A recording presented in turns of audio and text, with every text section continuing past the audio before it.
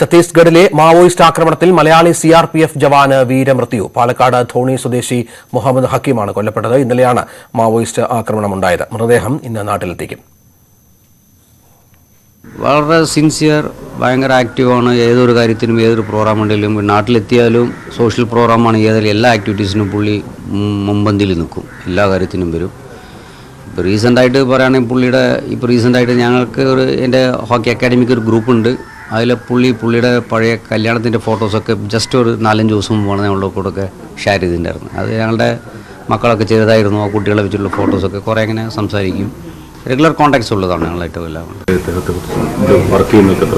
2007 പോയതാണ്. എന്താ പറയാനുള്ള ഇദ്ദേഹത്തെ കുറിച്ച്? തുടക്കത്തിൽ 2007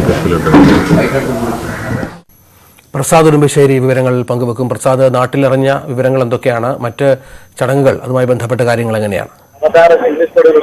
രഞ്ജിത്ത്, ഇന്നലെ രാത്രിയാണ് ബന്ധുക്കളെ അധികൃതർ വിവരം അറിയിക്കുന്നത്. ഇന്നലെ ഛത്തീസ്ഗഡിലെ സുഗാം ജില്ലയിലുണ്ടായ മാവോയിസ്റ്റ് ആക്രമണത്തിലാണ് മുഹമ്മദ് ഹക്കീം വീരമൃത്യു വരിക്കുന്നത്. 2007 മുതൽ ഇദ്ദേഹം സർവീസിൽ കയറിയിരുന്നു. 2 വർഷം മുമ്പാണ് സിആർപിഎഫിന്റെ കോബ്ര വിഭാഗത്തിൽ ഛത്തീസ്ഗഡിൽ ജോലി ചെയ്ത് വന്നിരുന്നത്. 2 മാസം മുമ്പ് അദ്ദേഹം നാട്ടിൽ വന്നതാണ്. ജനുവരിയിൽ വീണ്ടും അവധിക്ക് വരാനിരിക്കുമ്പോഴാണ് ഇത്തരമൊരു സംഭവം ഉണ്ടാവുന്നത്. ഇന്ന് വൈകിട്ട് 7 മണിയോടുകൂടി അദ്ദേഹത്തിന്റെ ഭൗതികദേഹം വീട്ടിലെത്തിക്കും. നാളെ 9 മണി മുതൽ മലമ്പുഴ ഉമ്മണി ഹൈസ്കൂളിൽ പൊതുദർശനം ഉണ്ടാകും. അതിനുശേഷമായിരിക്കും സംസ്കാര ചടങ്ങുകൾ നടക്കുക. ശരി.